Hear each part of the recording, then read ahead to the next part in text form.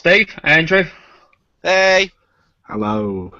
told you I was going to start getting less professional and casual with it. 9 o'clock Wednesday, Gamestyle, go. Yeah. What's our subject? Go. Subject. Talk, Andrew, talk. Yeah, talk as Andrew. You're the pro one. You know what you're talking about. I'm the professional one here. We are talking about excellent ideas in video games. Such as mechanics, etc. Etc. Because it's a technical term. Yes. Well, I don't know. I think ideas is a technical term. I don't know. It's a bit nebulous. It's like, what do you class as an idea? It's like a notion, you know. It's like either like you could say the notion, the idea to make a kami in a ye olde Japanese style with a rice paper and everything was a wicked idea. But the kami, apart from the brush technique, actually, that was quite clever. To be fair, that was quite clever. Yeah, the good. No, see, that's the actual mechanic because it's basically the kami is just Zelda. But you know, I'm not going to say better because it's not better, but I love Akami, even though it's a bit too long. But it doesn't do anything particularly original apart from the brush technique. So I suppose that is, you know, aside from looking fucking stunning and sounding amazing, the brush technique was actually quite interesting because it worked in a. It could have been really shit. Basically, it could have been implemented in a really cack-handed, useless way, but instead they put some interest in, and the symbols, the shapes that you drew, were relevant to the action you needed to perform. Like you drew a bomb, you drew a circle, you put a line on top of it, it became a bomb. It's great. It's actually a very serious conversation. Where's all the larking around and calling each other a twat? We've got right in here, haven't we? People are literally going to be tuning out because they're confused by how on top how on target we are. Well, I haven't spoken yet. Oh, here exactly. we go. Exactly. Because I thought we could do this in an Animaniac style, good idea, bad idea. I thought you were going to say an Animaniac style song and dance routine where you got the guitar, Steve. Come on. The countries of the world, or the United States and the United States and their capitals. No, good idea, bad idea. Because the first one I thought of in terms of mechanics was good idea. Put card game mechanics in your RPG for battle systems. Bad idea. Put half-naked Japanese leaders in and make you wank them off. That's Monster Mon Piece in a nutshell. Oh, you bring up Monster Mon Piece far too often. He's obsessed. I know, it's messed with my mind. There's not much to mess with. But the brain cells were ruined. No, the card mechanics in games is a generally good idea, but if it's not handled well, then it's absolutely awful. Like I bought into Scrolls that everybody has forgotten about. Mojang's other game. I've got that. I haven't played it yet, but well, I did you buy it in the Humble Bundle? Yes. Well, me and Paula went in on it when it came out, like 15 quid or whatever. Because you know Minecraft, and you know we know it wasn't like Minecraft, but it was a TCG action, you know, a TCG enemies against each other kind of thing. And it's from what I remember, it was like a good couple of years ago when I played it. It was good, and then we kind of fell off it because they couldn't balance it right, and there was something wrong with the. Basically, if you went up against anybody that had spent loads of gold on buying the dudes, then you were fucked. But then like Hearthstone came out, and everybody went, yeah, there's no point in Scrolls at all because Hearthstone just does everything for free and it's great. So, you just not around to play it yet. What, Hearthstone? Yeah. Hearthstone's wonderful. I do intend to. It's one of those that's on the list of I should try that at some point, but have you not got an iPad out? I've got an iPad 1 that sulks regularly. Well, my only problem I've got with Hearthstone is that it's bloody good. But that's a right problem, that. No, bear with me. It's good and it's fucking annoying me. But I know because of what we do all the time. Because the game's good and it's annoying me. But because of what we do and with the reviews as such, I can't spend enough time to make myself competitive at it, and I don't want to throw money at it knowing that I might not still build up my decks. I've got to learn how to build the decks properly. And if I go online, I'm going online. I'm going, right, I'll do this, I'll do this. Oh, I'm dead. The thing is, it's one of them things where, like any TCG, it's built. There are decks that work, and so there are deck archetypes. And you can generally get through without spending any money as long as you're willing to lose a lot and build up the gold. But it's one of them things where it didn't come any fun for me because I'm not clever enough to bet. I mean, I played the WoW TCG when it was in card format, and I just wasn't good enough at it because I don't learn from my mistakes. I mean, I've tried playing Magic the Gathering, I'm just shit at it. But it's one of them things where you kind of go, I'm going to build this amazing deck and I'm going to have these really good ideas and this is going to bounce off this and this, this and this, and then you realise that you put it together and it's held together with spit and blue tack and sellotape, and you go up against somebody that's actually got a ridiculous grasp of how the mechanics work and they've been grinding since it came out, and you just end up getting bent over, and you go, and then you get really disheartened and you just get up as a bad job. Not that that's what happened with the WoW TCG with me, cough. But I got into Star Wars Force Collection on the phone, and that is phone. It's the most Yorkshire thing I've said on that podcast. On Nokia 1110. It's ridiculously complicated. There's buffs that add like 0.1% to things and then make a massive difference, and then there's statistics that most of the people don't pay attention to. Yep. And I got completely sucked in, and I learned every single microscopic rule to it, and ended up making quite a good formation for pretty much zero money. I've never played it. I've never played it at all. I've never even heard of it. But to get it's good. It's a bit too mobile, free to play. Oh, of course clunky. It is. Of course it is. It's like. But the actual game is really good inside it. See, but this is what I want to see from something like Hearthstone or Magic the Gathering. Is there's a world out there for people that can spend inordinate amount of time playing these games. They can go and play 100 games in a day, win or lose them, build up their decks and stuff like that. That's great. They live the game. What I'd actually like to see, especially on a free-to-play game like Hearthstone, I'd be quite happy to go online. This is like Metacritic. I know. I'm getting 3 strikes. Go on, Brad. Sorry, go on. No. I'd quite happy to go online and pay for a matchup bundle or something like that, where basically you go in against someone else who's doing the same thing with basically 2 matched up decks. So almost like a sealed deck type event. And go in and play those. So I haven't got to learn how to build my decks. But I can just play the basic mechanics. Well, no, because that it don't work like that, because you've still got the same pool of cards. So that's what the arena is. The arena is essentially drafting. You get. Why are we talking about TCGs? We're supposed to be talking about cards, game ideas. I'll make this quick. Look, basically, you've got a draft, and you've still got a set pool of cards. You have to know what the cards do, and then build the deck with the cards that you are randomly given. Now, the problem with that is that there's variation, and people might get different cards to you. And also, there's a person who knows that, right, if I get A card, I can make it bounce off E card if I get E card. Oh, no, wait, I've got F card, so I can use that one. And so somebody who's got the time to learn the deck. I learned this off of Johnny. Because Johnny is obscenely good at this. He basically knew what all the cards in the WoW TCG did and built these decks. And then I tried to play against him. It's just basically, it's like getting somebody who's excellent at chess and putting them opposite a monkey that's throwing shit at the board. And I'm the monkey. That's what I was. I was just going. I've got no idea what I'm doing. So, but yeah, TCGs are a very difficult thing to get right, and most companies don't.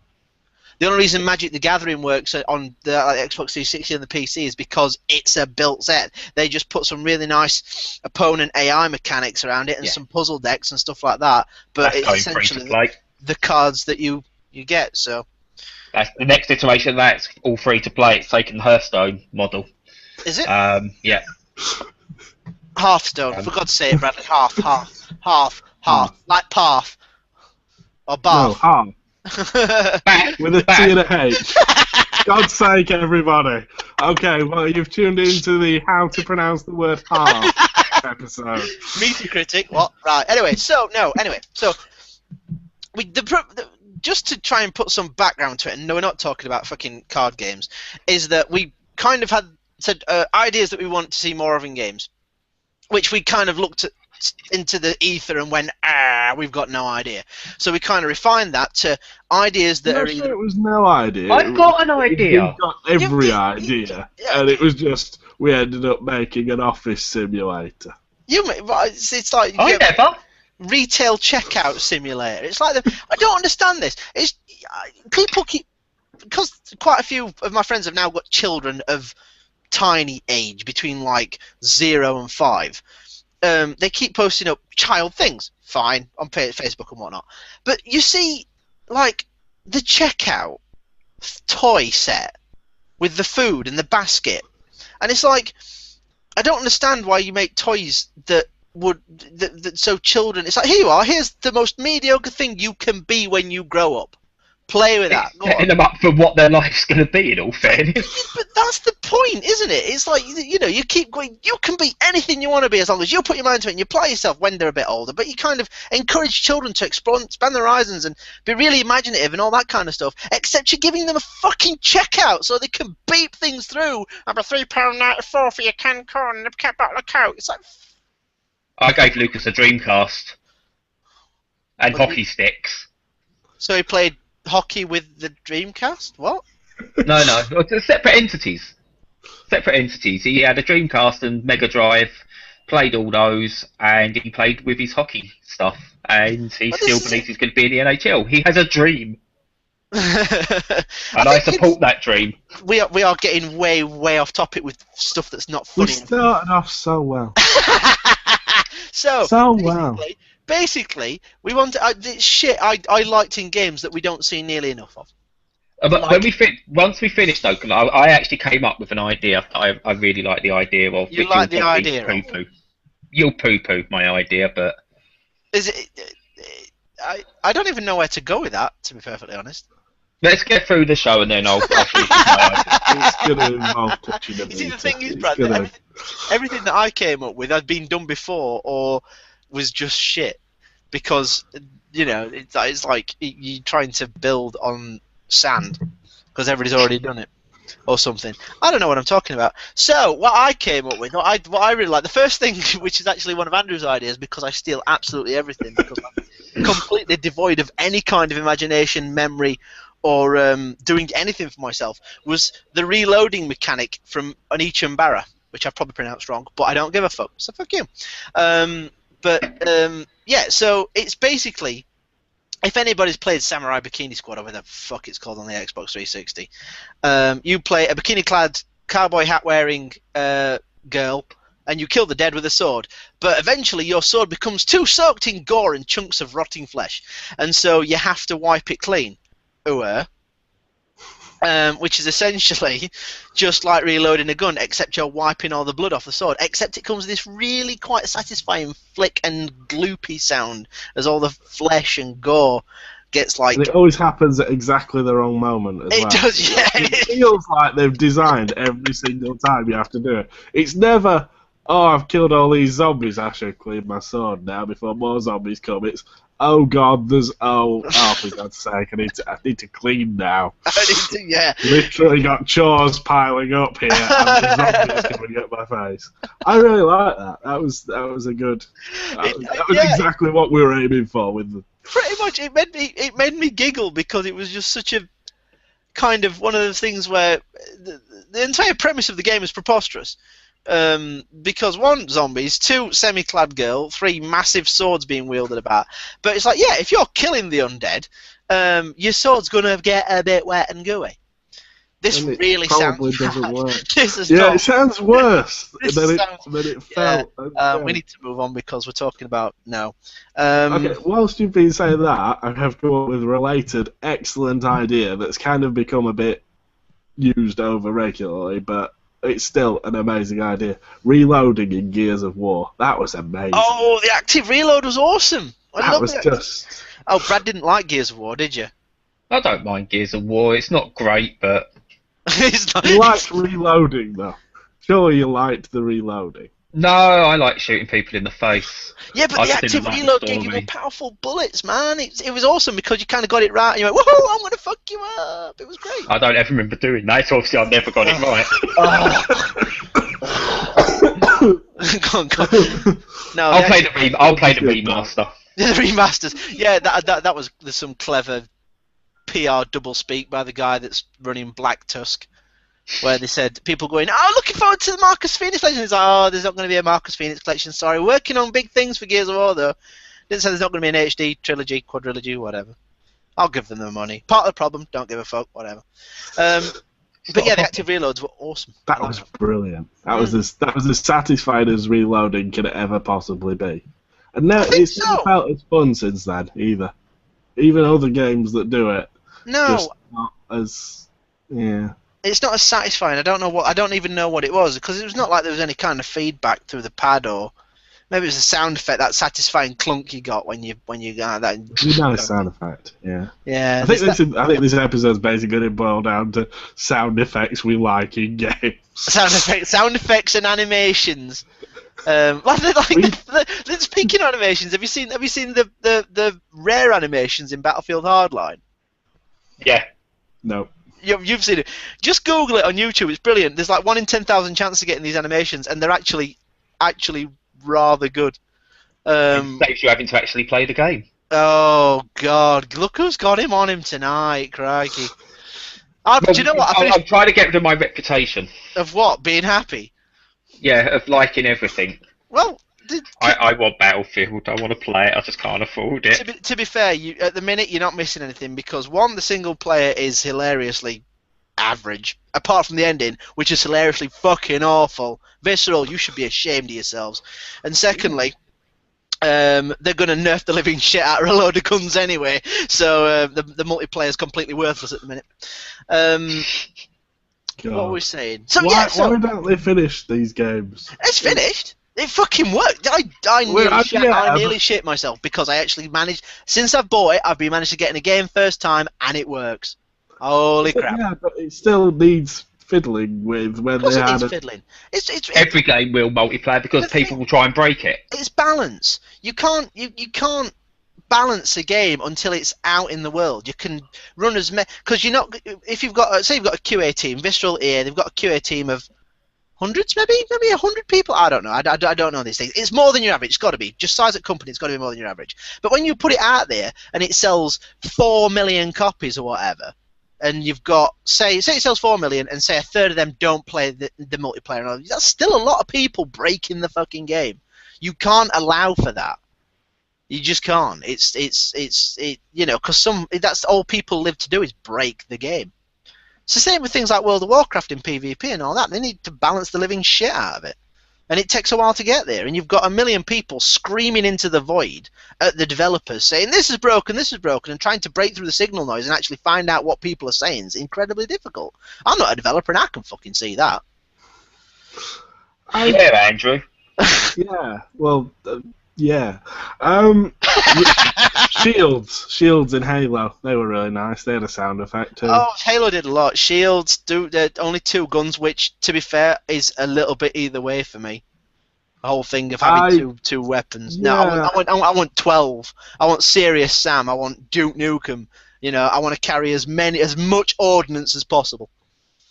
Is this one of these times where I can turn around and go, you mentioned Serious Sam, and I can turn around and go, Jesus Christ, I was very, very wrong about those games.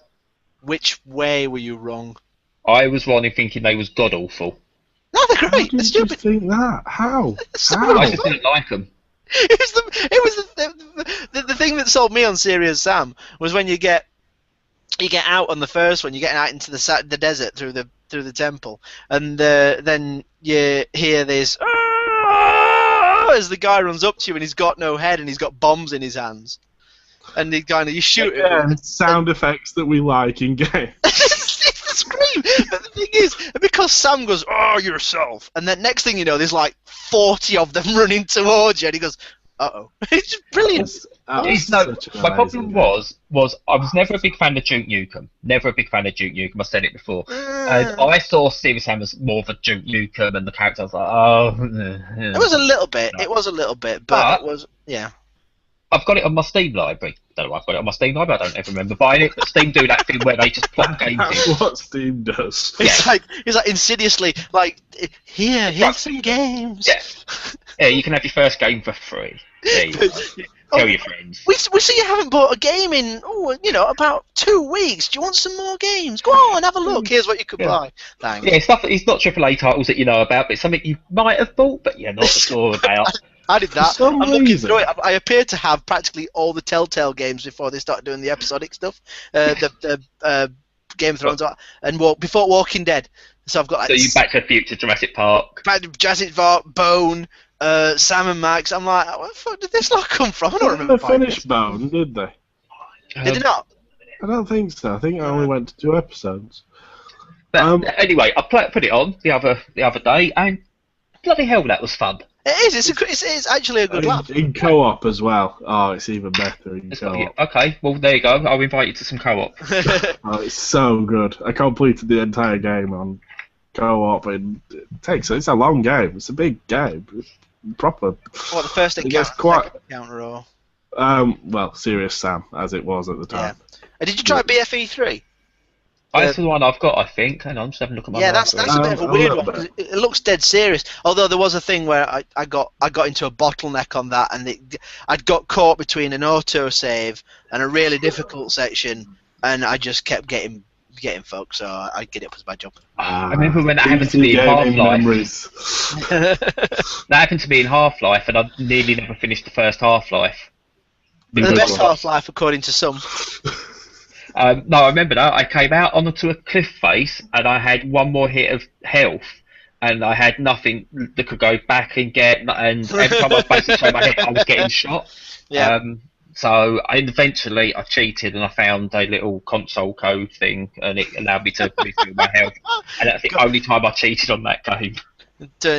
Apostrophe God mode enter. Every game should be God mode.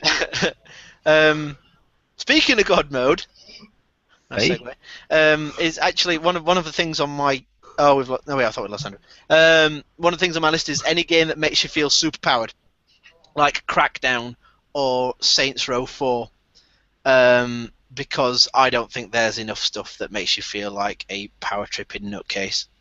I think it's great. Saints Row I loved. Crackdown, I could tell it was good, but I hated it. What? Are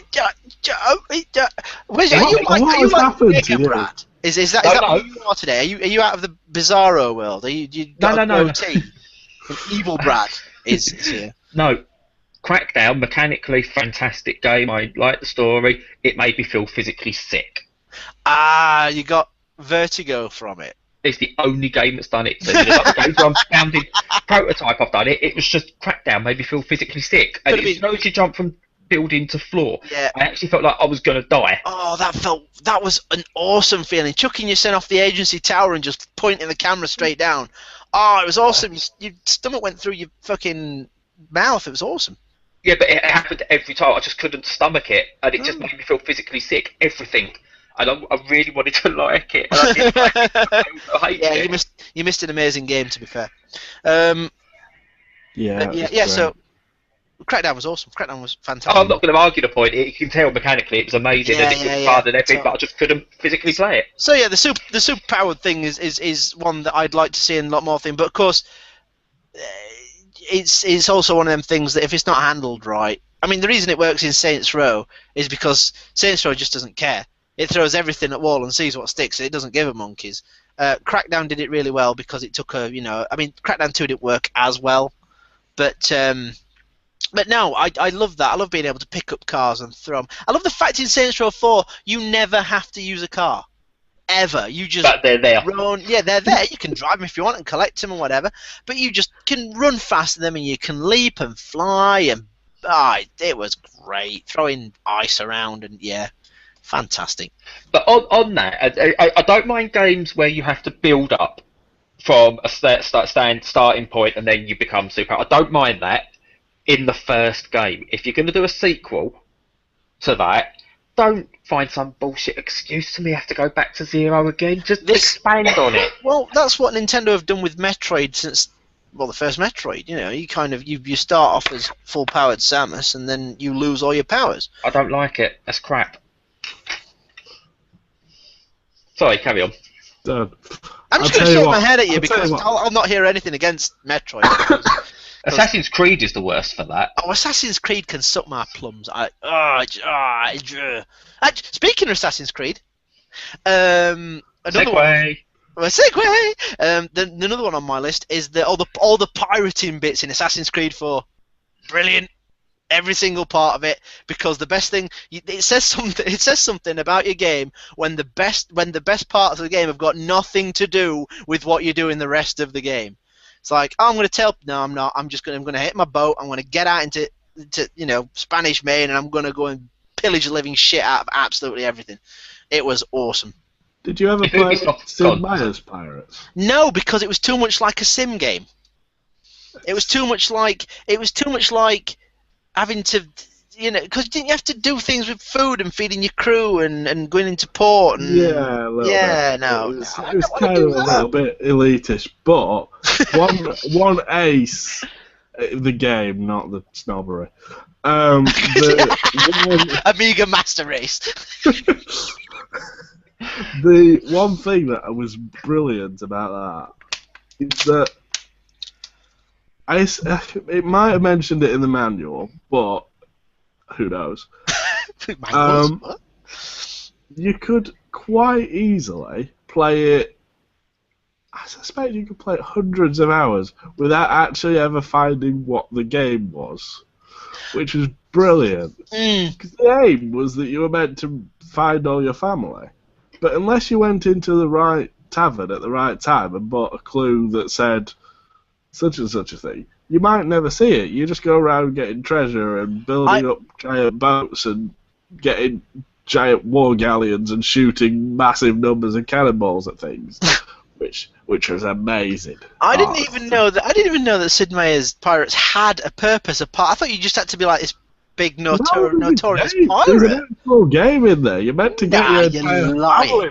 You're lying, making it up. Yeah, it's ridiculous. It's brilliant. It's just, oh yeah, there's a game in here if you want. See if you can find it. Like in 3 or 4 years, someone goes into Minecraft and finds out that the original version, before it had a story, did actually have a story in it. You get to the right spot. You had to break out. The actual main aim of Minecraft is to break out of the fever dream that you're lost in, where it's actually a nightmare scenario taking place in the head of Steve, and you've got to find the exit to get out of the world that you're beleaguered. It'd be like The Simpsons, where Homer finds himself in the real world at the Halloween episode. And, yeah. Or you're in the Truman Show. That'll be what it is. Minecraft is actually the Truman Show. Calling it now. That is what going to be the Telltale Minecraft game is going to be like. It's going to be all. And the last episode of Minecraft Story Mode is going to be fucking Steve stepping out of a shower like Bobby Ewing in Dallas. That's what it's going to be like, I bet you. Or we all stand at the edge of the Minecraft world, look up and go, good morning, good afternoon, and good night. Yeah, that's it, step through the door. But of course, it'd have to be the Xbox One and PS4 Minecraft world, because the PC one is infinite, whereas the Xbox One is only 5x5. But there we go. Probably only be the Xbox One, really. I suspect. Do you know what? I've got nothing to lead on from that. So, well, talking, I have a little segue. Segue. It's the idea of the reveal, which seems to really come to prominence in the PS3 360 era, especially with games like not Far Cry, Fallout, sorry, and it followed on with Red Dead, where it has these moments of it's just look. I could sit and talk about Fallout 3 for eternity. But I skipped Oblivion, because it was to me at that time it was just one of those games that just wasn't me. I couldn't understand the mechanics because of the world it was set in. You see, ironically, So God. No, the Oblivion's the thing that made me keep my 360. Yeah, well, whereas Fallout, post-apocalyptic world, I can buy into that. I can understand the characters and what's going on there. I couldn't. I'm exactly the other way around. I very much prefer Oblivion with Fallout. I'm with Brad. But, as much as I loved Oblivion. Sorry, you had a point. Go on. But yeah, that moment, obviously you've got the intro. Was it an hour intro, maybe something like that, where you sit in, give or take. Probably more than an hour for you. I think it was about 10 minutes, but. But that moment you step out and you're greeted by the wasteland, and that moment, it's one of those that's going to stick with me as a gamer forever. It was, That's one of those that told me the next generation had arrived. Well, that moment, just wow. I can visit all of this. It resonates differently because the exact same thing happened in Oblivion. You got out of the sewers and you go, basically it goes, you can go to town or you can go over there or over there, and so it's like and that was a revelation. But the Fallout 3 it was really pretty as well. It was all green and colours. Yeah. I mean, it's if you like that kind of Sega Blue Sky nonsense, then it was great. But actually, no, that's right. It was fantastic. But it was definitely the best looking game I'd ever seen. It was kind of like. It was the weird thing about, not the weird thing, but the thing about Oblivion was that it was the first game that when, literally, it's up to you. Even more so than GTA. Because, you could go into people's houses and steal their shit. That's all my other half did. She just stole everybody's shit. She just broke into anything she could. She got to the point where she'd got her stealth up so much she could crouch down in front of people in their line of sight and nick stuff out of their pockets without getting caught. Never invite Steve and his other half. Not unless she's got a stealth up to 100. But it's like... I'll tell you, whilst you're saying that, genius thing that they do, of that you repeat being stealthy, you get better at being stealthy just by doing it. Yeah. That's a brilliant way of leveling things. It is, actually. And I don't think it's one of them things that you can... that could have been implemented until they'd... because Bethesda... We take the piss out of Bethesda because they use the same 5 voice actors for everything. It's always broken in the most random ways. Like Skyrim. Skyrim and Fallout 3 and Oblivion, they are fundamentally broken. They are...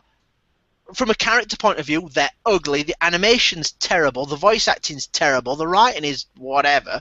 The thing about voice acting and the writing is that they got all the people to read out the same lines. So you had different voices with the same script. Yeah.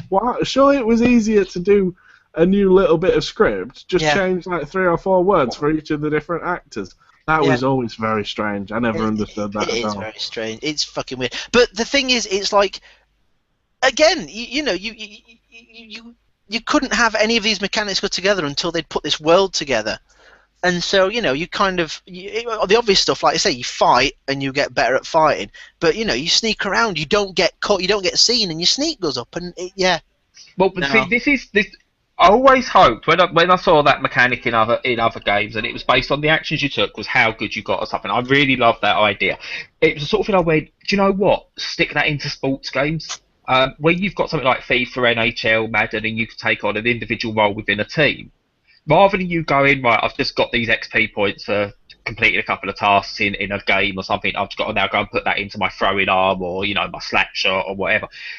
I always wanted to see a sports game build up your be a pro character in that exact same way. If you're doing lots of passing and your passes are coming off, your passing increases.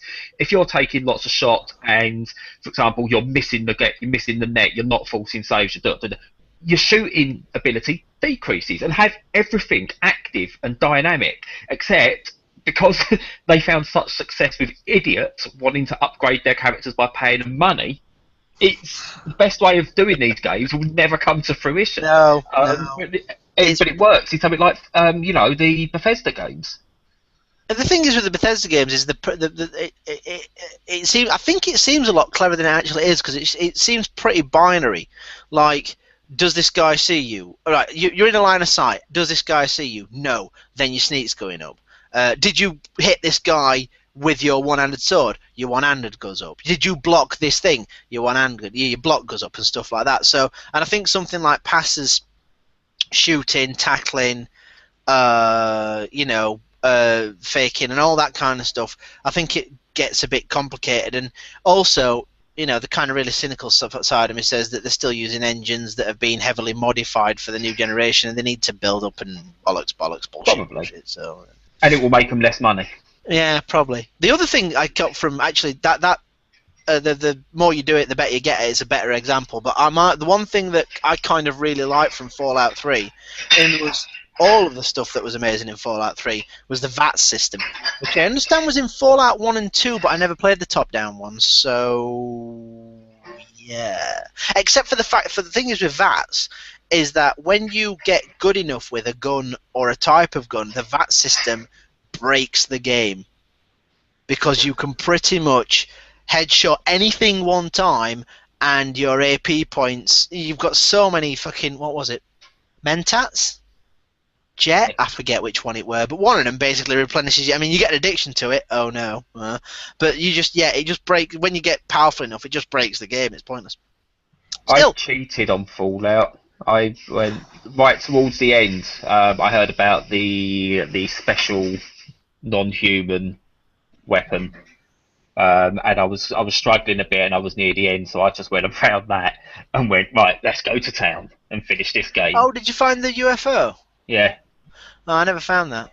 I just got really good with combat shotguns, and because you could disarm the shotgun traps, I'd got like 80 combat shotguns I could repair with. It were great. So yeah, VATS, great stuff. So I've got nothing to segue.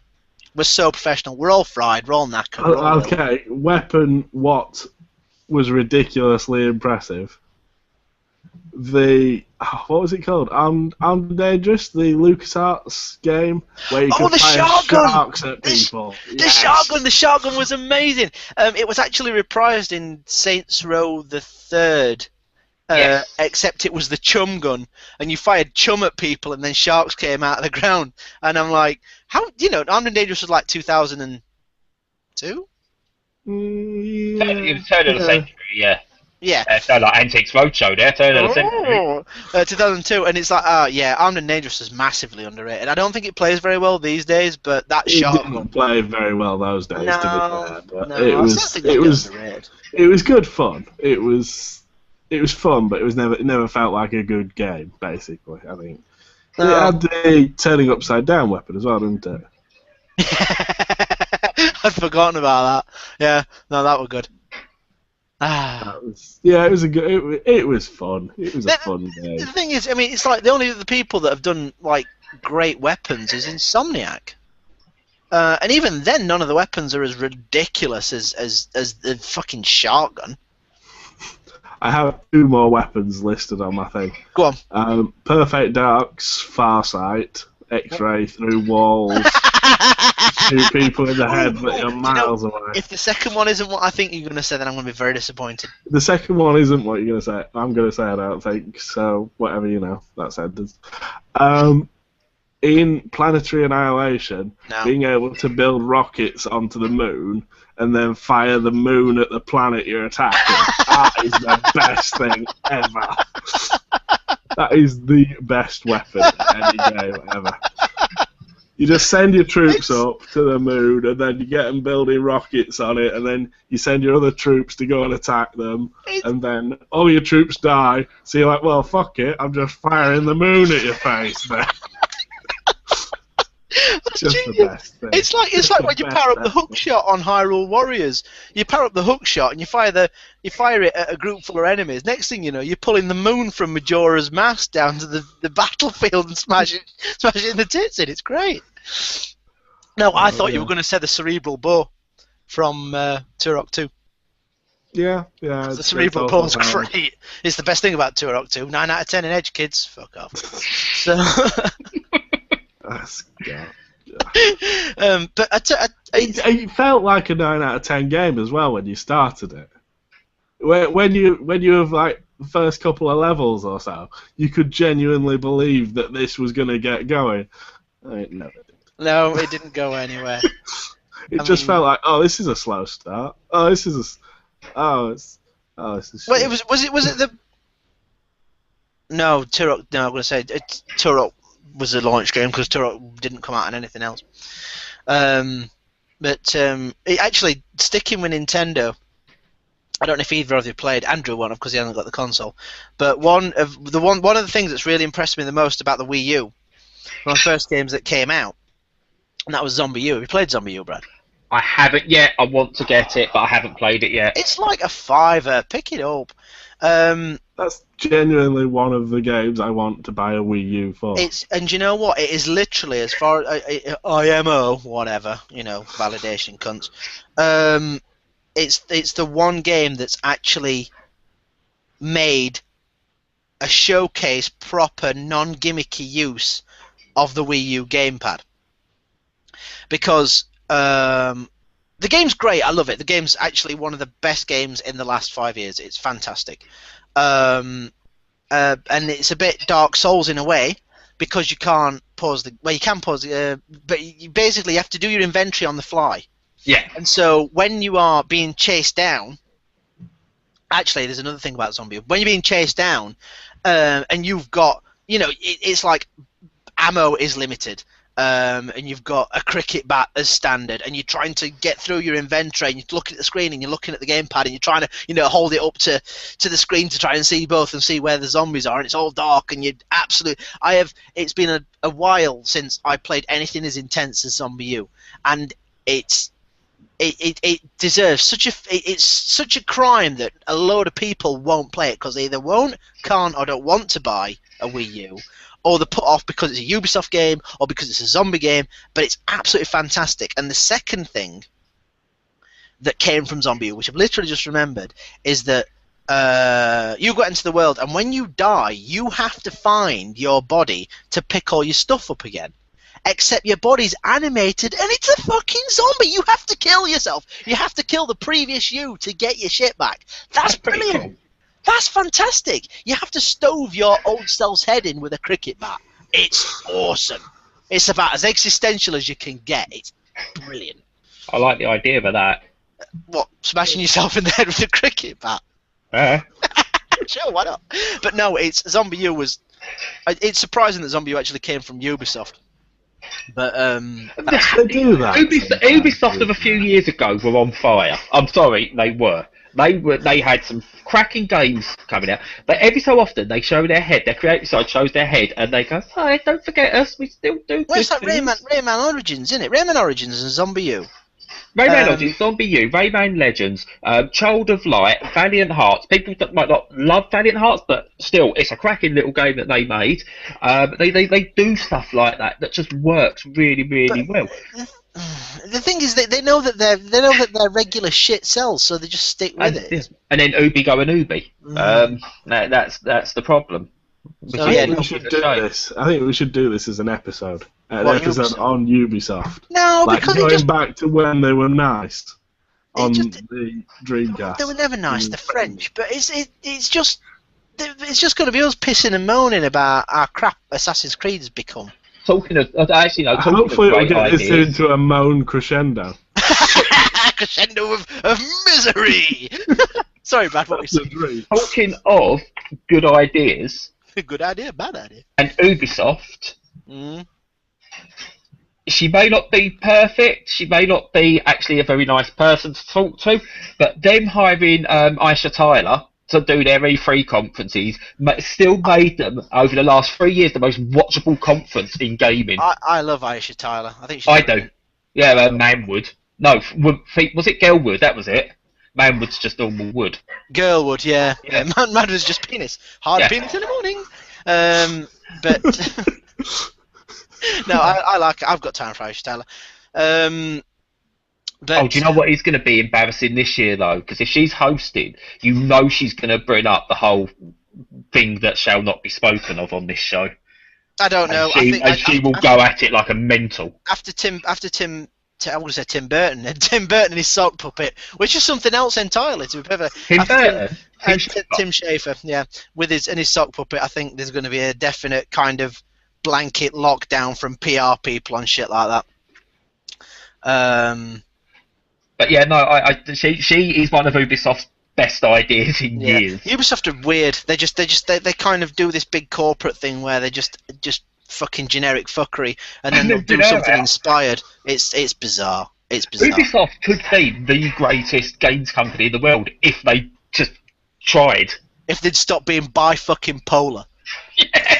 Fucking God. Oh, dear. Sticking with zombies. Go on. What? I was just saying, come on, move on. Yep. Sticking with zombies, Left 4 Dead's director AI. Yeah. Because the director hates you, and it wants to kill you in as many ways possible, and it will see you dead before. I mean, when we used to play Left 4 Dead, we used to play it on easy because we just liked the fun of it. It was just we wanted to get through it, wanted to shoot zombies in the face, and it was fun. But it still punched you in the knob repeatedly. If you were doing too well, it was so subtle, and yet so brilliant, and it makes you wonder why more games haven't wholesale ripped it off. It's bizarre. But another thing from Left 4 Dead that has crept into a lot more games, and I believe you played it, so you've seen it in the Zombie Army trilogy, Steve, is the safe room. How well they implemented the safe room. Oh yeah, no, that was really well done. It's a basic checkpoint save mechanic, but it's such a video game thing. Yeah, it was an actual safe room. It wasn't just you can resave from here and carry on. It was an actual safe room, and you could see it. You could see it. If I can get in there, I can move on again. And it's when you watch stuff like The Walking Dead or any other zombie films and stuff like that. That idea of getting to this room that's going to keep you safe for a brief period of time is, again, it's not lifted from that, but that's influenced from those older films, and you can see other bits of taking it from that, and it works really well. Left 4 Dead is. I don't hear enough love for Left 4 Dead, and it makes me sad. I want to play it again. I know. All my regular team have got rid of the 360s and don't play it anymore, and one of the other guys has not got a PC good enough to run it. It's like I don't know. He must have a fucking calculator or something. I'll play with you. I'll get it. We'll play. You'll get it. You must have it on PC. No, I haven't. Everybody's I'll got tell you what. I don't own it on PC. I've normally played it very briefly. I've no idea how I don't own it. You see, if you look, it's a Valve game, so it'll be in a sale in the next 2 weeks. I've put bollocks on it, and so when it comes up, get it on Steam, and we'll play it because it's. I mean, they'll play it on Steam, so we can make up a 4 team, but because you get the second one and you get the first game in the second one because Valve are brilliant and they just released it as DLC. All the original characters with the new weapons and stuff, it was brilliant. Left 4 Dead is... I swear to God, if we don't get Left 4 Dead 3 soon, I'm walking to Valve and I'm just going to stand on Gabe's. I don't care how big it is. I'm going to stand on his neck until he gives me my fucking Left 4 Dead 3. Bastard. There's so much. I've got so much. Do you know what? I've got a lot more than I thought. Well, I like the. It's totally different, but one of the things that has never been explored enough, or not been explored in the right way, that can work really well, is the puzzle game fighting mechanic. I think Puyo Pop does it really well, and Super Puzzle Fighter does it exceptionally well.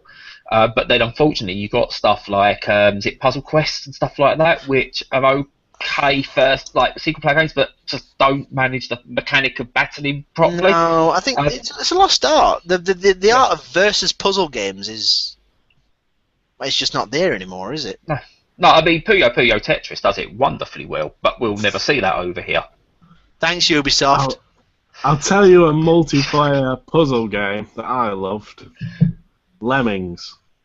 On the Mega Drive. Lemmings is two-player mode. Yeah, Lemmings on the Mega Drive had a 2-player mode where you just had people at each end and you were trying to get your Lemmings to the other end and they were trying to get their Lemmings to the other end, and literally nobody played it, and it's amazing. It's genuinely brilliant. It's just that's far too niche even for me, man. Yeah, it's properly great.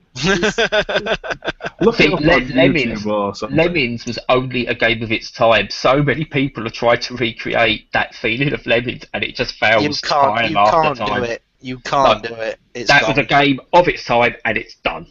Yep, pretty much. I like Lemmings. I like Lemmings. I like Lemmings. I like blowing the lemons up when I was young. I like blowing the lemons up and then pretending to shoot them on the screen like that. It was great. I love that. I think that was probably the first game I ever triple dipped on. What did you play it? Oh, I had it on the PC and the Game Gear and the Mega Drive. Oh yeah, you're one of the sad sacks that bought a Game Gear, aren't Yeah, first console. you? Spectrum, Mega Drive, and I want to say also played it on the Commodore, but I can't remember if it. Yeah, it must have, because I played it around my nan's. I don't know.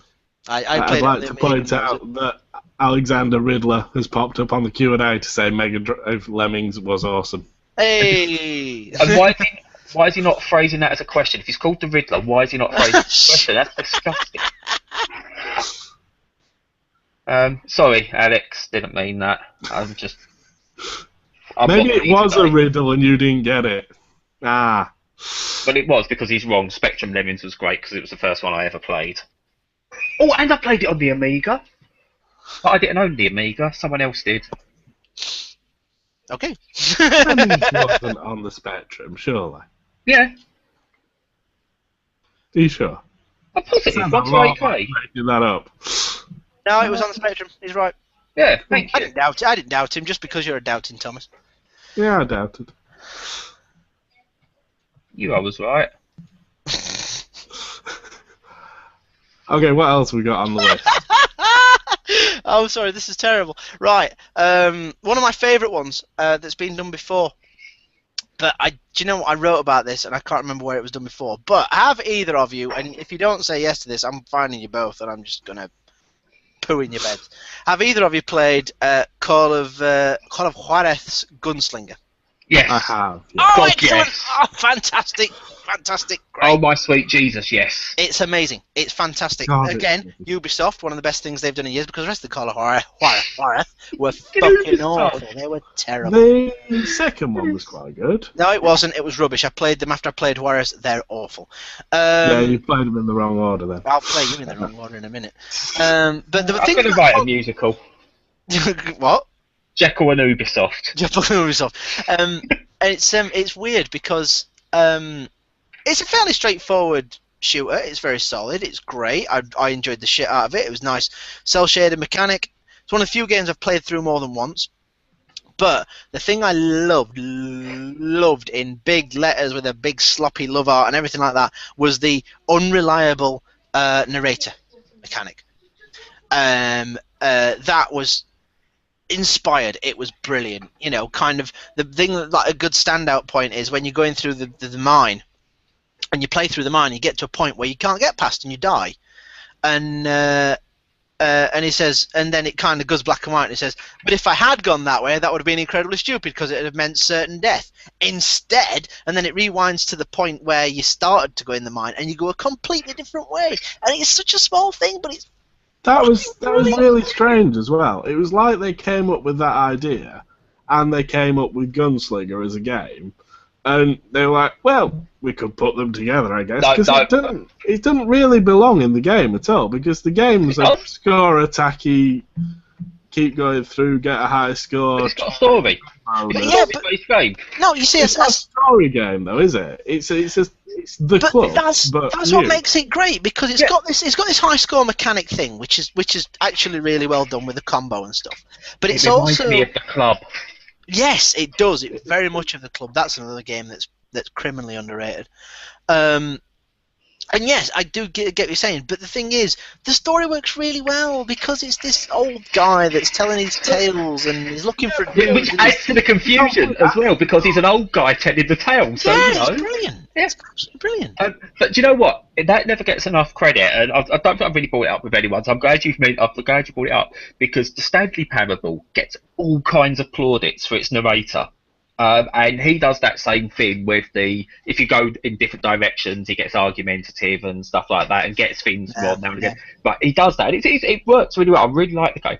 But as you say, in Gunslinger, that works just as well, if not better, in terms of the way the action goes. And I think it's actually got more of a comedic value than the Stanley Parable has. And but one is absolutely lauded, and the other one is just, well, it's Ubisoft. Can I just do an excellent moments in television show design? Sure, why not? We've not stayed on top of it. The Stanley Parable popped up in House of Cards. Did it? Yeah. Yes. Yeah, I was like, oh, they're playing the Stanley Parable. Oh, that's weird. Why are you doing that? See, but no one. What I still want to do, is someone mentioned this. I can't remember if it was on Gaff or on Real Merc. But what I want to see them do, because obviously he's a big computer game fan in the show, and Kevin Spacey is anyway. Is I want to. Someone said what they should do is have Kevin Spacey playing Call of Duty: Advanced Warfare. That'd be brilliant. Yeah.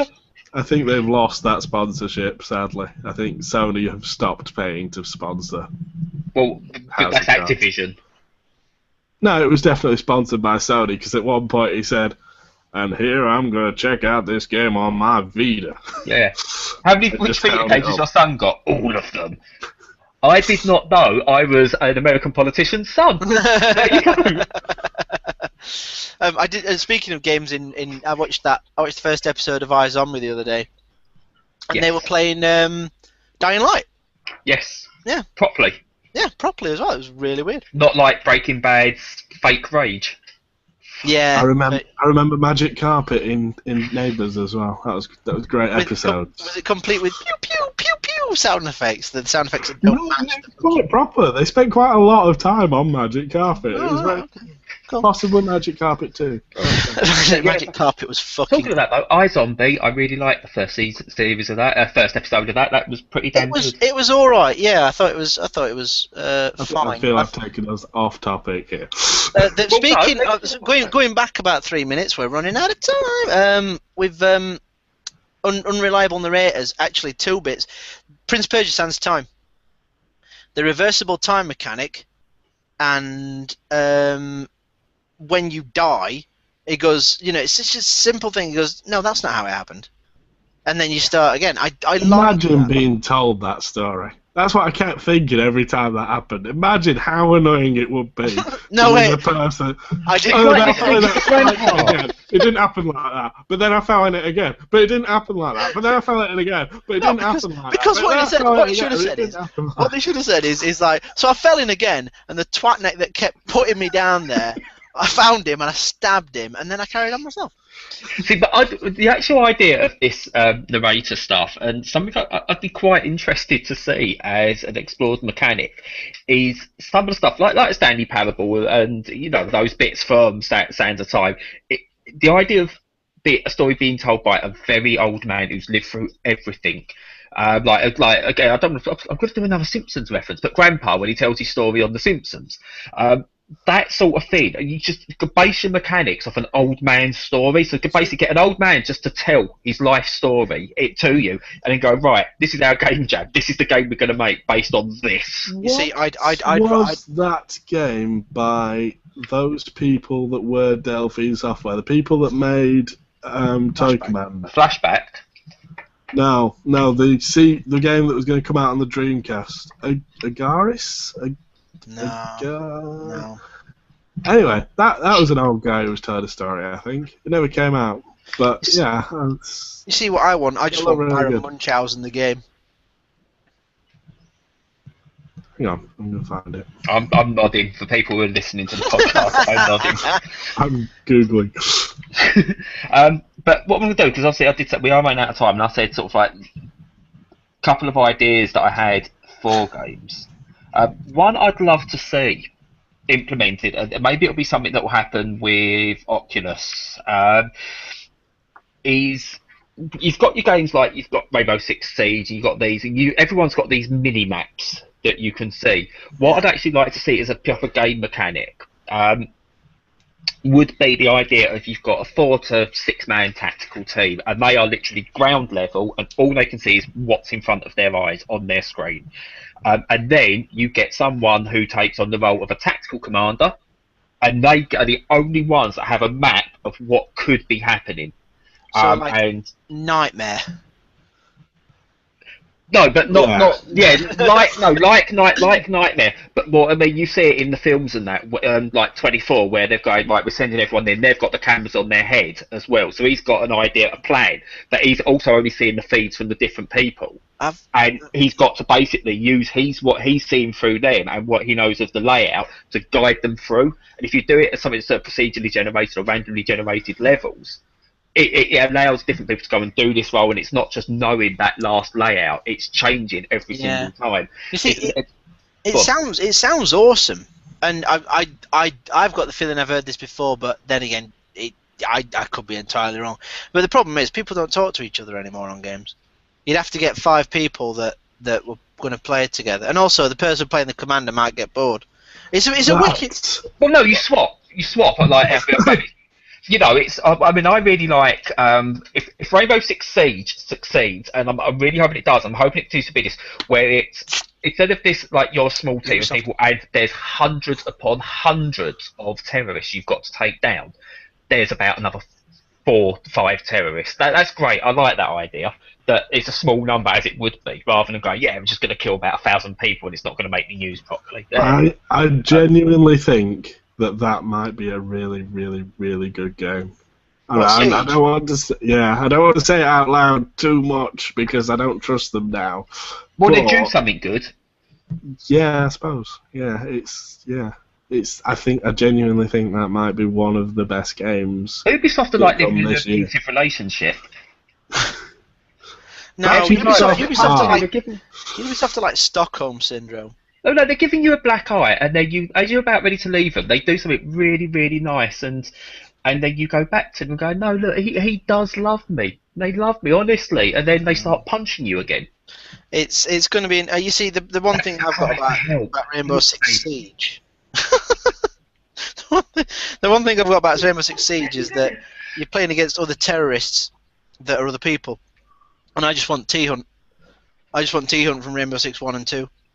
Rainbow Six Vegas 1 and 2, because that was the 4 people in a map where they'd spawn behind you randomly for some reason or other, but it was so good. But we don't know what the single player content will be. The single player will be a heavily scripted first-person shooter with an awful story, probably some people who have been in TV doing the voice acting, maybe even Kiefer Sutherland, and it'd just be... No, he can't. Why? Because he's Metal Gear and that, isn't he? By the way, screw you, Konami. Why? Oh, they've just got nothing left. They've basically killed the Metal Gear series, which, as much as I don't like Metal Gear, it's a big staple of gaming legacy history, and but yeah, I quite like the NES ones. The NES ones were awful. Shut up. They're quite good. I quite like them. But no, it's I don't know. Anyway, so the fact that I trust this one is if Ubisoft don't promote a game to the ends earth and try and tell you everything before it comes out, it tends to be good. And they've not really gone overboard with the promotion on Rainbow Six. Well, that's because they had to start it from fucking scratch. Yeah, no, but this is what convinces me that it might be decent, and this is yes, because binning a whole game and starting from the beginning is a sign that a game's going to actually be quite good. Well, it's not that works really. It worked quite well for Sony with the Order, and but what they done is instead of going like we're binning it and we're just going to go for the same game, they went right. This looks the initial one. It looked like a big scripted thing. You're going along. Crash bridges and whatever, and post-apocalyptic malarkey. By the way, post-apocalyptic Sweden sounds great. I'm still playing that game, actually. But they kind of reeled it in and gone, well, actually, this is where Rainbow Six would be better. It's a much more confined space. It's a lot more personal. And yeah, they've shown a couple of gameplay clips, and they've been very careful to only show gameplay. For the yes, the leaked alpha footage. I don't know. Have you read the Other people Rainbow have Six played it. book? I think. You what, sorry? Singular. Have you read the Rainbow Six book? Nope. Yeah. I tried reading the first one, and it was the size of the Encyclopedia Britannica, and I got bored about 20 pages in. I thought, fuck this, I'm going to have to read. Okay, anyone who is planning on reading the Rainbow Six book, look away now, or at least cover your ears, because I'm going to completely spoil the ending of it, because don't read. You don't do. This is how we don't get viewers. Not everyone turn off. I didn't say turn off, I said cover your ears. It's fine. Nobody gives a fuck. The ending of it is that there's this environmental group who've been causing trouble, and the Rainbow Six people are, oh, I'm all angry. So they just leave them in the jungle. And that's the end of the book. They just leave them there. Satisfied. They just leave the people in Wow. Talk about not knowing how possibly it's going to without finish. clothes. I might have made that up, but possibly without clothes. Yeah, we know about your predilection for not having clothes. Yeah. Yeah. Have we got anything left on the list that we're not I've got covered? loads left, but we are shit out of time because it's 10:05. I've luckily only got 2, which is nice. Oh, very quickly. Go on then. Monkey Ball, the levels with different paths, so you could just make it harder for yourself if you wanted for no real reason at all. That was lovely. I like being punched in the knob. Just Monkey Ball in general, in all fairness. Yeah. Yeah, but that level with the guitar strings, that was genius. The one that was just... It was. I've seen some playthroughs of that on YouTube, and people are bloody mental. Do you know what? It never ceases to amaze and depress me that people have got that much time to commit to getting good to a single game. It's ridiculous. Ridiculous. I'd got the Nemesis system from Shadow of Mordor,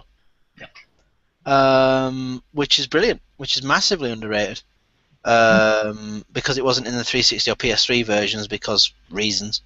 But yeah, it's except for the poor Uruk that I killed like 5 times, and eventually came back with a bag on his head because I'd killed him, mashed him in the face with my sword so many times. It was a little bit of a shame that they kept coming back. It would have been better if they were just different ones each time. Yeah, I don't think they were supposed to come. Some of them were supposed to come back as often as they did. They were very regular. Yeah. Very quick aside to that, I know it's not exactly the same as the Nemesis system in Shadow of Mordor, but I can't remember what it was called in Diablo 3, where if it was actually the Nemesis showed up. Yeah. Yeah, it was called that.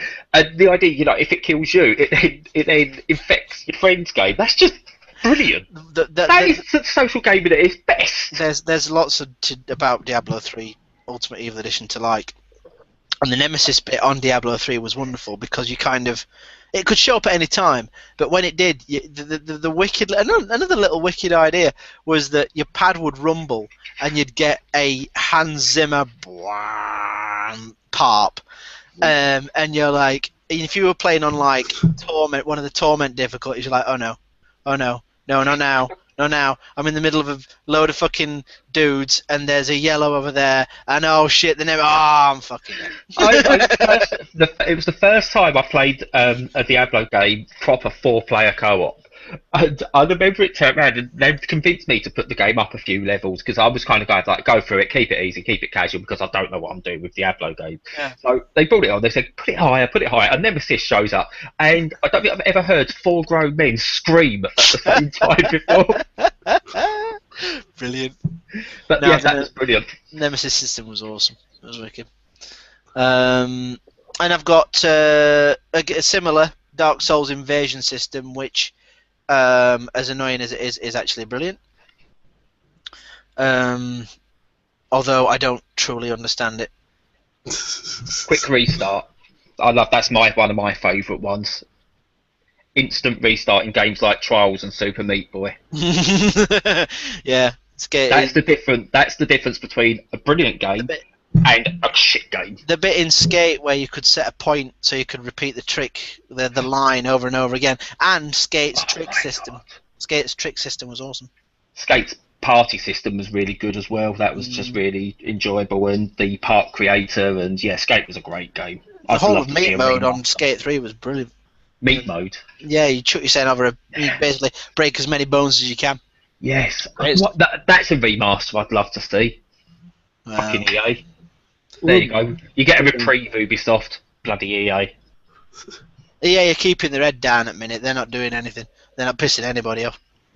No, but they still haven't brought back Related to Skate. the starting and stopping and things, Rocksmith's lovely for that.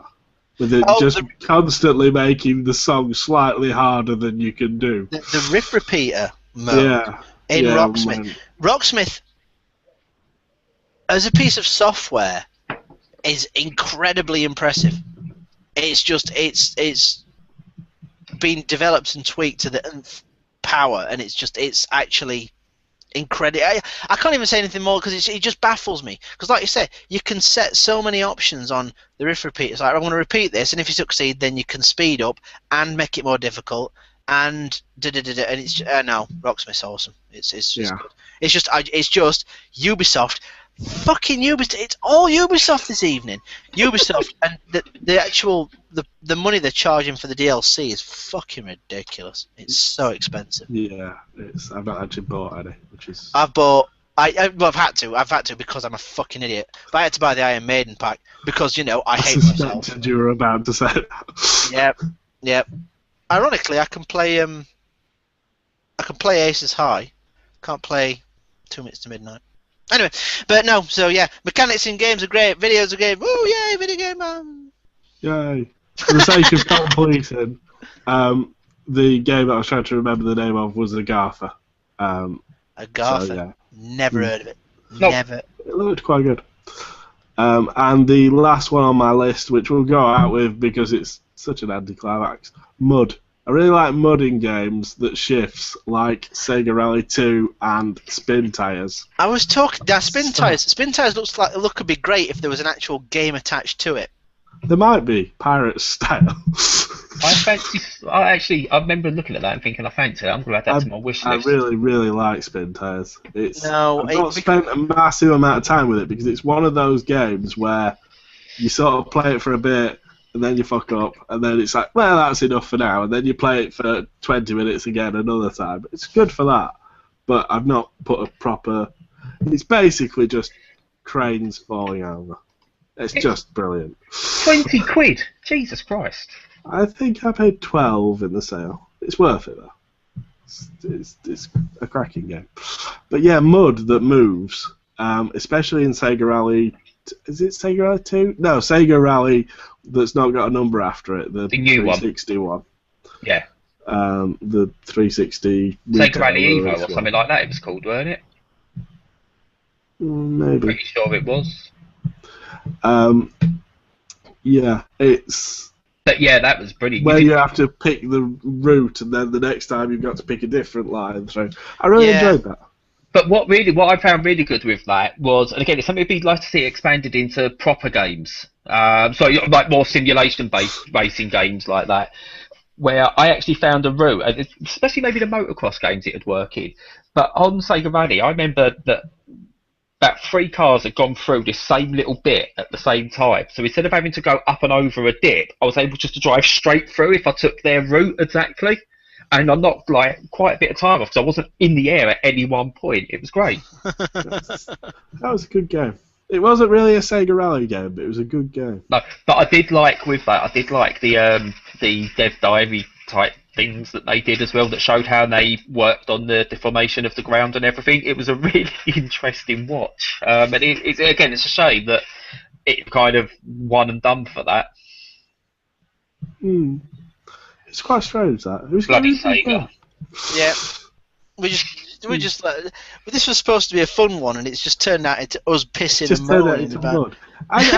We had brief moments of fun. It wasn't too bad. No. Compared to the depression of children dying last week. We are but a few months away from Aisha Tyler, sorry. I'm going to say, get it right. I'm going to say I'm looking forward to show season, because we are now a year and a bit into the life cycle of the next gen, and it's about time to start showing us the real shit. Come on. Well, it would be nice to get some games. With these games, shut up, stop. I know. Right. There's no games on next gen. It's all remastered. Right, we're going to cover that. you want to cover that next week, remasters? Do you know what? I'm not promising anything for next week because we'll change his fucking mind. Because I it want to turns talk out we're not remasters getting next the- week. You want to talk remasters? I do, because I think that's an interesting discussion, and I want to know what's going to be the first remaster of a remaster. That must have happened. That's Do you know what it's going to be? It's going to be Kingdom Hearts 1.5 and 2.5 complete for PS4 and Xbox One. probably. And you know what? I will eat that up. Yeah, that's because you're a sap. I'm So- pretty sure that Pirates was a remaster of Pirates Gold, which was a remaster of Pirates. What? Oh, you're making my head out. Shouldn't we? Yeah, that's for next week, maybe. Right. Anyway, wrap it up. Let's do this. What's coming up this week on the site? I have no idea. That's my job. All right. Your Okay. Is we have some interesting reviews of Armello, which is the digital board game of a board game that doesn't exist and is weirdly got rabbits in it and stuff like that. It's pretty good. The mark of weird. Rabbits. It's Fucking rabbits with the big ears. Ooh. It's been designed by, it's like Watership Down, Animals of Fire in Wood, mixed into a board game of just stuff. It's weird but good. We've Sounds got, depressing.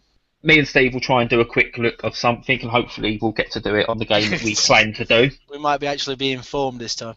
Maybe. Yeah. We've got another John Lappin article to come. So anything else we do is just going to be crap. I'm gonna say I don't even know why I bother because that dude just writes shit that I'm thoroughly jealous of his ability. Yeah, and he just seems to churn it out. We do like John because he puts us up on a higher level, rather than our crap. And, yeah. And, There's lots of stuff coming. Yes, lots and lots of stuff. Again, if you want to follow us, then you can find us on Twitter at Gamestyle, facebook.com/Gamestyle. Subscribe to us on YouTube. It's getting to past the point where I don't want to ask you anymore. I'm telling you. Demanding, ordering. Otherwise, if you don't, I'm doing this naked next week. Oh Jesus, no, you're not. Fuck off. I'm going to show you my remastered breasts. The nets. Good night, Bradley. Good night, everyone.